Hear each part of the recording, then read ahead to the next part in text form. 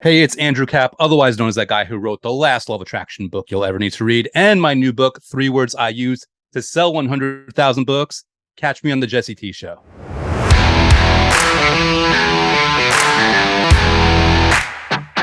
Yep. To answer your question about methods, I mean, my favorite method that I used when I was kind of going through this, I call the Timelapse Method from the last Law of Attraction book you'll ever need to read. It's very easy. Basically, you're gonna write a list down of 15 things that you're grateful for. Yep. Five of them are from your past, five of them are from your present, and five are things that you are looking forward to attracting or manifesting in your future.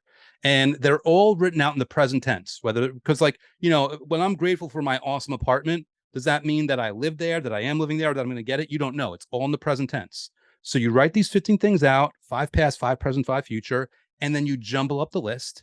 And then in this real jumbled order, maybe a present one and a future and a past, you read through each one out loud or in your mind, and you give yourself 20 or 30 or 60 seconds to just bask in the gratitude of that thing.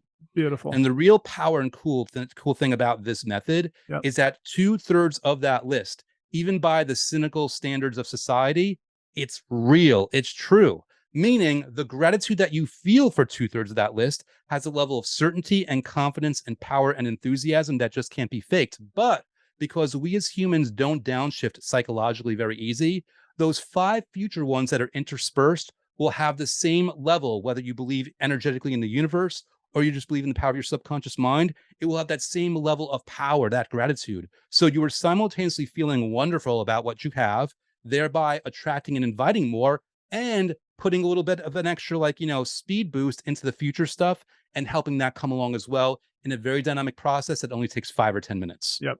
That's beautiful. Let's talk about some of the mechanics of this and the practicality of it. So Mhm. I'm assuming you want to shift your state at some level, at some way, whether it's, it could be movement, it could be smiling, it could be thinking about things and bringing that feeling. Cause a lot of this is bringing emotion and bringing feeling to these things to make them more powerful because, as you said, the mind is it's so complex, but sometimes it's so easy too. And so if you know how to, again, manipulate, that word keeps coming up. If you know how to uh put yourself in a powerful state, I will say, these things come a lot easier. So what are some of those things for you and the methods that you've used in terms of priming yourself, in terms of getting into a happy place? I mean, obviously, if you have the birth of a child, that probably should bring you to a happy place. I'm grateful for the birth of my two sons. I am grateful that I beat heroin. Like, I am grateful, all these things, right?